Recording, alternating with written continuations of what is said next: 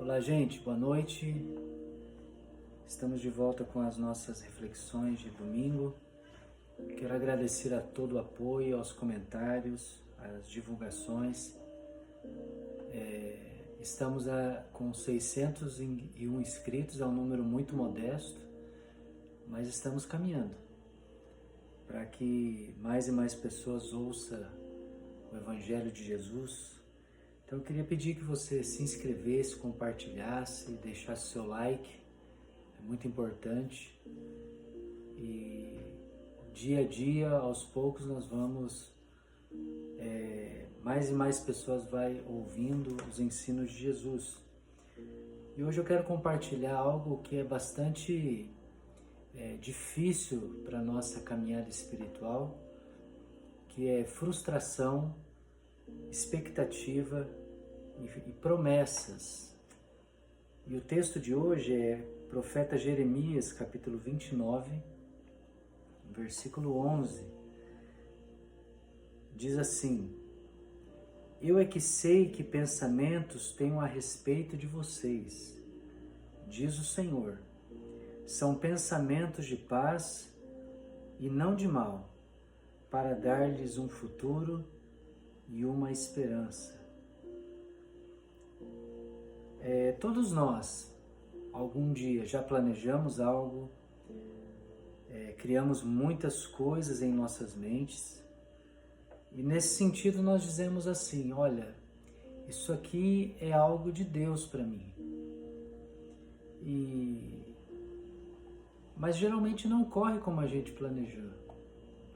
Não ocorre e não acontece como a gente planejou. E isso vem aquilo que ninguém gosta, que é a palavra frustração.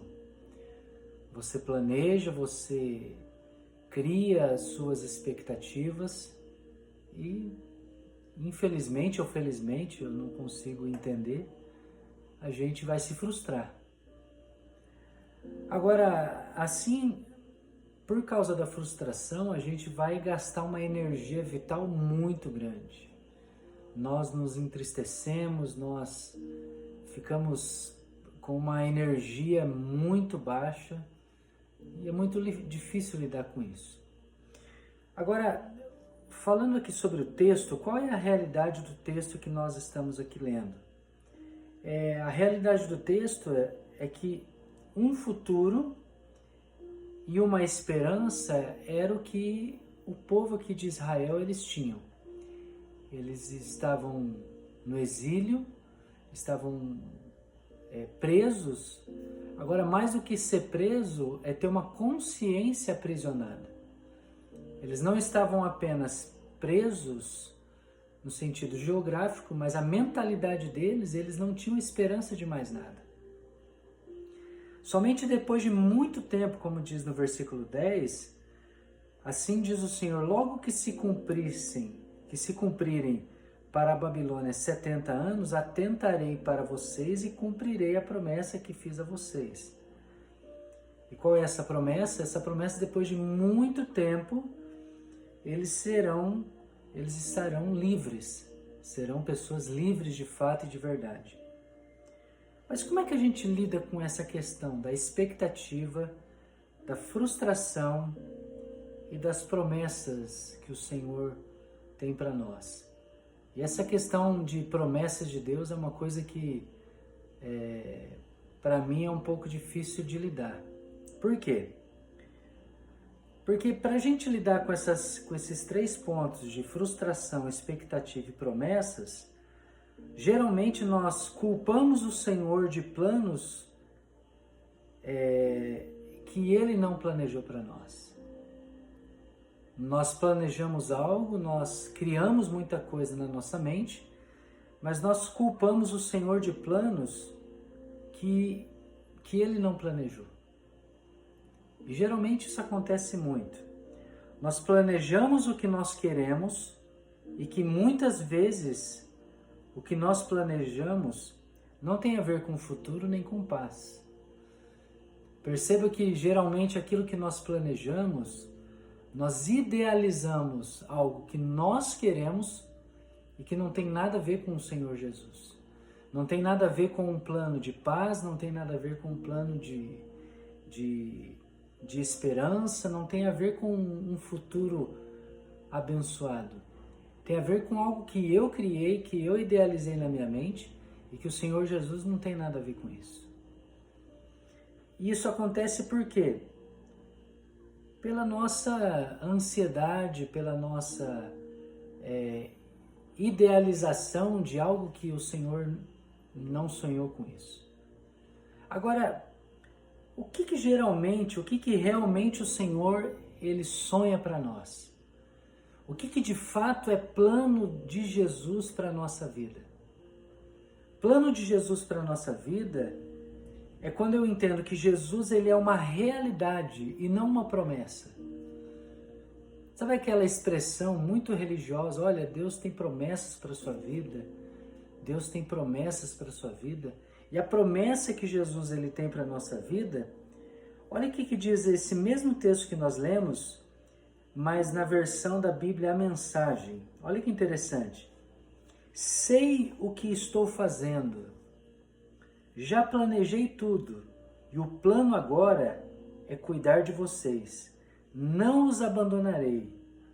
Meu plano é dar a vocês o futuro pelo qual anseiam. E é muito interessante essa versão, porque ela parafraseia a palavra de Deus. Algumas pessoas concordam, outras não, mas a promessa é uma realidade, e a realidade é uma pessoa, e essa pessoa é a presença do Senhor Jesus, que Ele disse que estaria conosco todos os dias, Ele disse que cuidaria de nós, Ele disse que proveria para nós tudo o que nós precisamos. Mas o que acontece? Nós falamos, Deus tem promessas para nós, Deus tem promessas para nós, mas nós associamos promessas de Deus a questões materiais, a questões financeiras, sendo que, na verdade, a promessa do Senhor é uma realidade de presença do Senhor. O cuidado, a provisão, o sustento, é tudo Ele, é tudo dele, vem tudo dele. Então não é mais uma promessa que o Senhor tem para mim, é uma realidade presente que o Senhor tem para mim. Então, quando o Senhor ele nos promete algo, nós precisamos pensar que tem a ver com o que o Senhor prometeu ou tem a ver aquilo que eu quero? Porque geralmente aquilo que eu quero não tem muito a ver com aquilo que vem do Senhor. Há uma diferença muito grande entre o que eu quero e o que provém de Deus. O que provém de Deus? O que vem de fato do Senhor? O que veio de fato do Senhor é a presença de Jesus, que antes era um conceito no Antigo Testamento, antes era uma ideia, onde vários e vários textos nós chamamos de messiânicos, que aponta para Cristo, aponta para Jesus, mas em Jesus isso se torna uma realidade. Tanto é que a palavra do Senhor nos diz que em Jesus tudo foi cumprido. A revelação absoluta de Deus está na pessoa de Jesus. Então não existe mais aquela coisa das promessas de Deus. Deus tem promessas para você. Não, Deus tem uma realidade para você. Deus tem uma realidade verdadeira, presente, cuidando de você todos os dias, mesmo que eu sou indiferente a esse cuidado.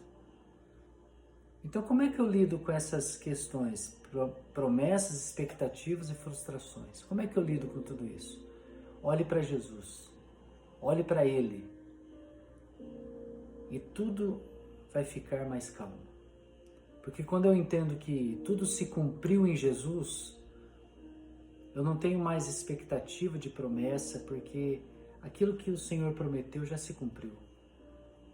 Olhe para Jesus e tudo vai ficar mais calmo. Eu queria que nós orássemos para que o nosso coração não crie expectativas fora de Jesus, mas que as nossas expectativas elas sejam realmente expectativas que aponte para Jesus. onde não vai ter mais ansiedade, mas realmente e somente a presença dele. Senhor Jesus Cristo, obrigado pela sua palavra, porque realmente o Senhor sabe o que nós precisamos. Precisamos da sua presença, precisamos da realidade da sua presença, que é uma presença espiritual, uma presença que a nossa alma precisa, e não pensamentos que nós criamos, de expectativas que só nos tiram as energias vitais que nós temos.